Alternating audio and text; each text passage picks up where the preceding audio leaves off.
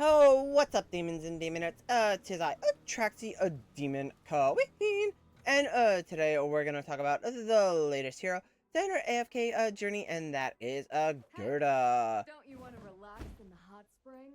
But before we get into it, as always, toss a like and subscribe down below. Alrighty, let's go ahead and we're going to take a look at her abilities.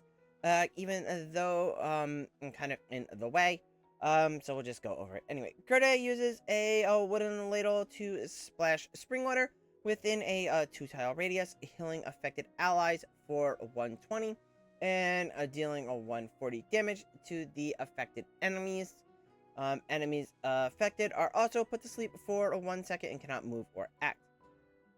Anytime a target receives healing equal to 10% of their max HP or is healed 3 times by Gerda's Hot Spring, the sleep extends 0.5 seconds up to 3 seconds, and then just levels just increase the damage. Alright, we have Spring Therapy. This is her key feature. When a battle starts, Gerda leaps forward up to 3 tiles and stomps the ground to unleash a spring, dealing a 200 damage and an interruption effect to enemies within 1 tile. She then creates a hot spring within a 2-tile radius. Allies within this area recover 25% HP per second, while enemies recover 4% per second, capped at 0.5% of their max. Gerda is unaffected when casting this skill. The level just increases damage. Alright, Mighty Smash. Gerda smashes an enemy with a wooden ladle, dealing a 150 damage and stunning them for 1.5 seconds. At the same time, she also gets a shield for 340 for 8 seconds. And this is her hero focus. It just reduces her damage. This is her EX weapon, a Spring of Life. Gerda increases healing received from allied hot spring by 120. Each time an ally is healed by the cooldown of a Mighty Smash is reduced by 0.5 seconds. At 10, when an ally enters the hot spring for the first time, they become unaffected for 5 seconds. And then that just increases the healing. And then her Enhanced Force changes her stomp from interrupt to a stun. Okay, so that's kind of those abilities. As for her charm set, if you are curious about that, she does have the Sonya charm set where she does the shockwave dealing some damage, and then has the Fizz Magic Death reduction for 5 seconds, right? And so a net uptime of 85 seconds during a fight. Alright, so let's go ahead and we're going to take a look at her in stages.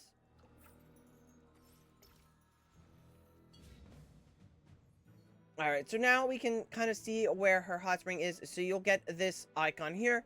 It goes up your 3 tiles and it shows you the tile. Now the issue is the stun is very difficult, right? So we could stun here and then we could put it here. But the problem is with this stage in particular, and a lot of these stages, is we kind of want to get the enemies drawn in to be in a range of Smokey. So what we're going to do is we can move her back here. She'll jump up front, and yeah, you'll see what happens.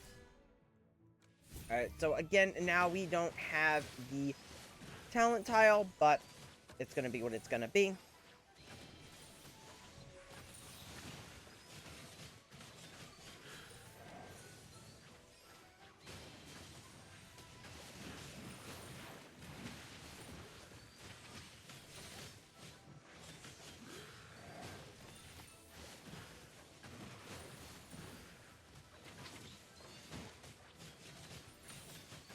Now we could see so you get this huge icon, so you can easily see where the hot spring is, who's in it, who's not.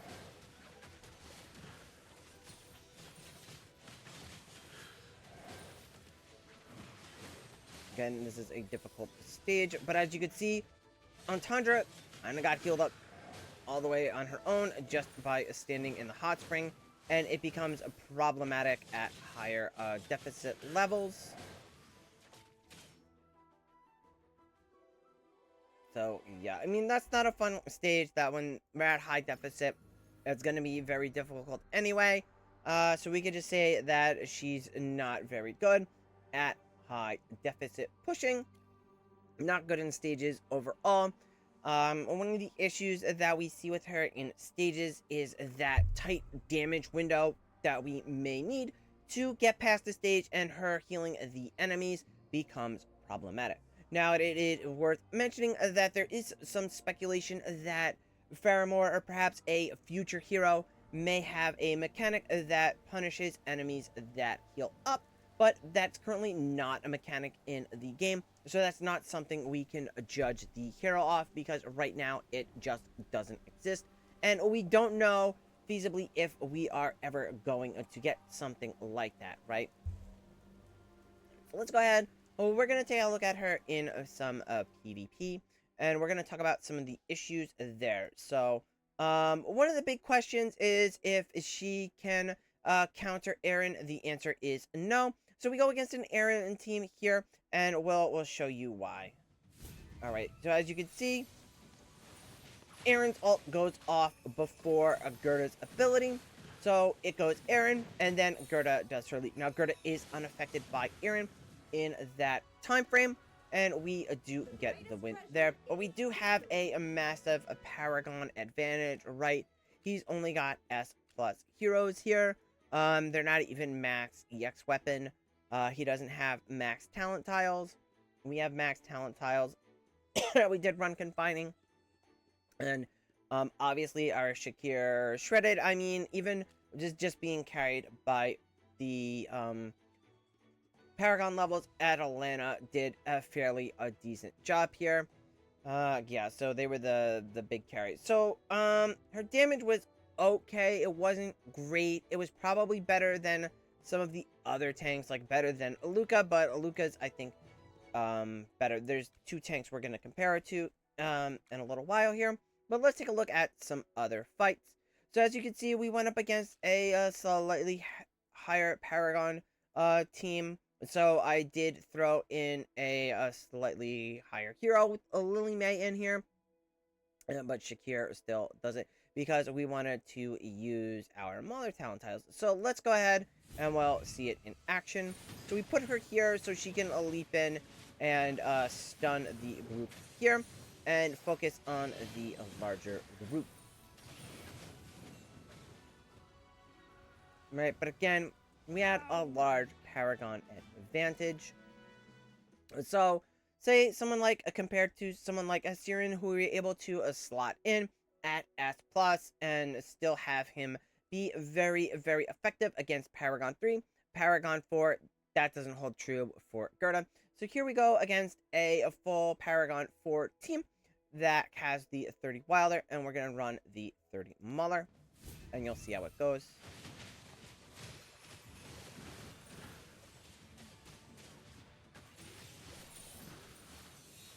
So she dies fairly early, but again, she doesn't have the Paragon levels.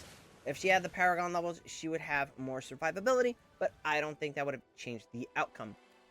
And part of the issue, too, with the Supreme Arena type, or the season talent tiles with Gerda, is that she is Mauler, and Mauler is not very strong this season. So let's go ahead. We're going to take a look at some of the issues that we have with Gerda in PvP. And that is going to be the range on her leap. So as you can see, there's no real spot where we can position her on Arena Map 3 that's going to be that effective, right? So she's not, this is where she's going to land, this is where she's going to stun. As you can see, we can't get anybody with the stun, so it's kind of a waste, right? So it's a wasted ability. It's a very, very easy to plan against, right? The only one that I've seen it have success, right, is on Arena Map 4. And that's just because we can put her here, and we can kind of have it so where she jumps in and stuns the hero here. Yeah, it's not very great. So if we take a look at maybe like someone testing out a Clash Front team here, and we go into duel. We can see, you know, we're stunning Dunlinger here potentially, which is not a great option. If we go take a look at X-Jake's team, I'll show you the real problem uh, that we're going to face most of the time. And again, it's going to be the same issue with Arena Map 3, is where we just can't get that stun. There's no good option, right? Damien in the front, stunning him is going to do nothing. Having her leap in, she's not going to be able to. So even if we say gave her that, that's just to get her max coverage on the hot spring. But yeah, it's just not very good. So if we go take a look at our Suprema Arena defenses, and again we look here, right? Oh, Treasure awaits us today. where's Gerda? Here she is. All right, so if we take a look, we'll go map by map. As you can see, she's not hitting any heroes with her initial leap, so it's kind of a waste on this map. Map 2 again is going to be your best bet, because again, it's just like Arena Map 4. So at least we can throw her here and we can hit one tile, or you could place her here and potentially hit that tile. So we do have a couple tiles we can hit with her, although you can just kind of move around it, and yeah, it's not really going to be effective. Again, she's not able to target the talent tiles, which is kind of a disappointment, which would be really helpful. And again, on this map, as you can see, she's not going to be able to hit anything. Your best bet would be to have her jump here and place her hot spring here. But again, we don't have like a heavy melee team, so she's not going to be very good. Now, if we go ahead, we can take a look at her on bosses. I didn't bother running her on endless. There's no point. She doesn't have percentage damage, so she's not an endless hero. Where she may have some potential is her debuff ability. So we did want to try that out. I think one of the issues here, though, is the fact that we are currently running Sonya, and this would be our best bet because this is a melee-based team. So as you can see, we tried it with Kruger, we tried it with Raynor, but it doesn't far outseed the current best team. All right, so we have 786. We fall about 150 billion short here, and then 200 billion short here. So if we take a look at her damage, it's not overly all that great. I thought it was going to be higher. I was a little disappointed, just because at least in the legendary, when comparing it to other legendary heroes, she was doing a fairly decent damage. However, just with the way her abilities built up, an EX weapon scaling for her is just not too great for her damage numbers. So she could come around in a Ravage Realm. I say that just because of her charm set. So we're going to compare her to a few heroes that came out in previous seasons and this season.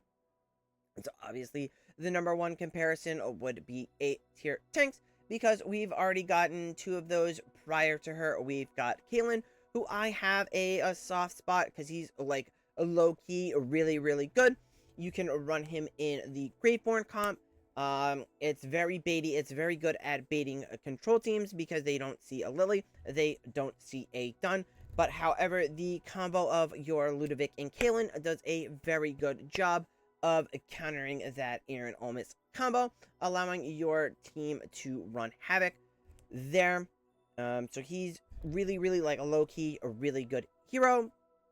Luca is also really good for PvP. He offers a little bit of control, protection for his allies, and he's very, very tanky. He's almost as tanky as a Fryesto type. He just doesn't deal enough damage. But if you need someone to stall, and, you know, if Light Bearers had been a thing, he would have been used in push, and we would be seeing more of Luca, and he would be a better hero overall. With Siren, we could see his value in PvP fairly easily, just because we were able to run him at S+, and he was able to compete with Paragon 4, Paragon 3 heroes, and just putting up to Paragon 4 was just devastating, right? It's just, he's just such a good, unique hero.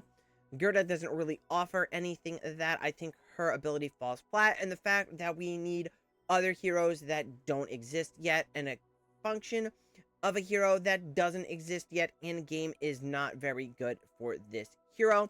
I liken her to Hodgkin last season, who was probably one of the most disappointing, if not worst, banners we've gotten.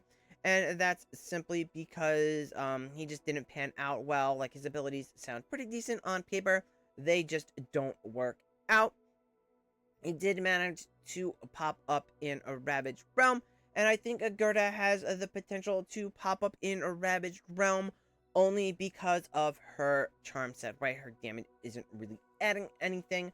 But if you need a frontliner for your Mauler team, you're better off going with someone like Brutus still. Maybe someone like Illumont or Entendre are all better than Gerda for your front line.